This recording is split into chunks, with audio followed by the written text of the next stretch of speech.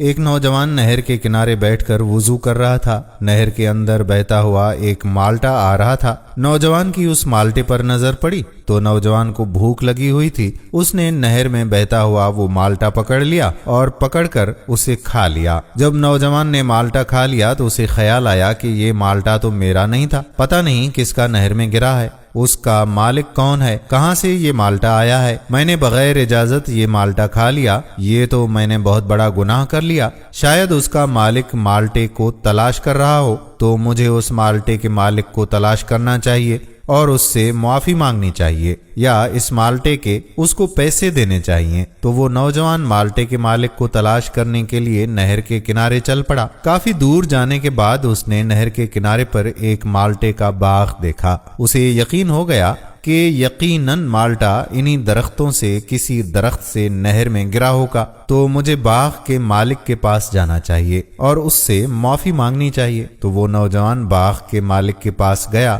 جا کر سلام کیا، کہنے لگا کہ کیا آپ اس باغ کے مالک ہو؟ تو اس نے کہا کہ یہ میرا ہی باغ ہے۔ نوجوان نے اس بوڑھے آدمی کو سارا واقعہ سنایا کہ اس طرح پانی کے اندر مالٹا بہتا ہوا آ رہا تھا، مجھے بھوک لگی تھی، میں نے پکڑ کر کھا لیا، بعد میں احساس ہوا کہ میں نے اس مالٹے کے مالک سے تو اجازت ہی نہیں لی، بغیر اجازت کے کھا لیا، تو میں آپ سے معافی مانگنے کے لیے ادھر آیا ہوں۔ آپ مجھے معاف کر دو یا پیسے بتا دو کہ کتنے کا ایک مالٹا ہے، میں آپ کو پیسے دے دیتا ہوں۔ تو باغ کے مالک نے بڑے غور سے نوجوان کو دیکھا کہ آج کل لوگ اتنی بڑی بڑی چوریاں کرتے ہیں اور ظاہر نہیں ہوتے، اور اس نے ایک مالٹا کھا لیا اور معافی مانگنے کے لیے چلا آیا ہے، یہ تو کوئی گوہر نایاب ہے۔ باغ کے مالک نے کہا کہ نہیں بھائی، ایسے میں نے معافی نہیں دینی اور نہ ہی مجھے پیسے چاہیے، تو نے گناہ کیا ہے، تجھے اس کی سزا بھی ملے گی، تجھے 2 کام کرنے ہوں گے پھر معافی دوں گا۔ پہلا کام 12 سال میرے باغ میں کام کرنا پڑے گا، اور دوسرا کام یہ کہ میری ایک بیٹی ہے جو اندھی ہے،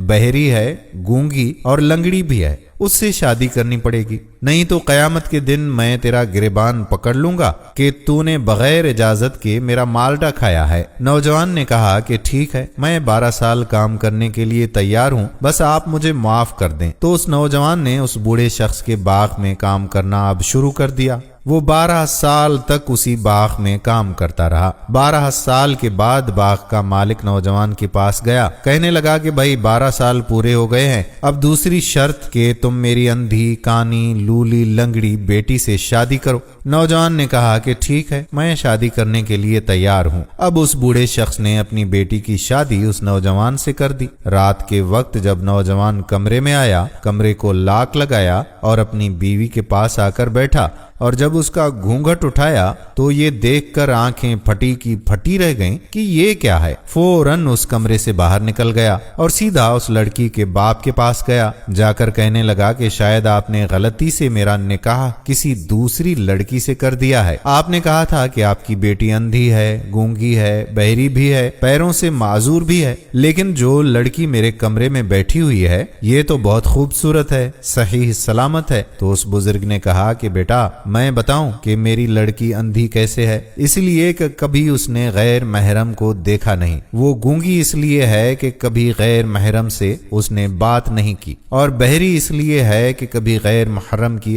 آواز نہیں سنی، اور پیروں سے معذور اس لیے ہے کہ کبھی باپ کی دہلیز سے چل کر باہر نہیں گئی، اور جو تو نے 12 سال میری خدمت کی ہے، میں نے اس وجہ سے اپنی بیٹی کا نکاح تیرے جیسے نیک انسان سے کیا ہے۔ میں ایسا ہی نیک انسان اپنی بیٹی کے لیے چاہتا تھا۔ دوستو، نیکی کا بدلہ نیکی ہے، اور جب والدین اس طرح کے نیک ہوں تو یقیناً پھر اولاد بھی نیک پیدا ہوگی۔ ہم امید کرتے ہیں کہ ہماری یہ تاریخی ویڈیو آپ کو پسند ضرور آئی ہوگی، اور اگر ویڈیو پسند آئی ہے تو اپنے دوستوں کے ساتھ شیئر بھی کریں گے۔ اس ویڈیو کو آپ 10 میں سے کتنے نمبرز دینا چاہتے ہیں کمنٹ سیکشن میں 1 سے لے کر 10 نمبر تک کوئی بھی نمبر دے سکتے ہیں۔ 1 مطلب کم پسند آئی، 10 مطلب بہت ہی پسند آئی۔ اب آنے والی ویڈیو تک آپ کا اپنا میزبان قادر بخش کلہوڑو اجازت چاہتا ہے۔ فی امان اللہ۔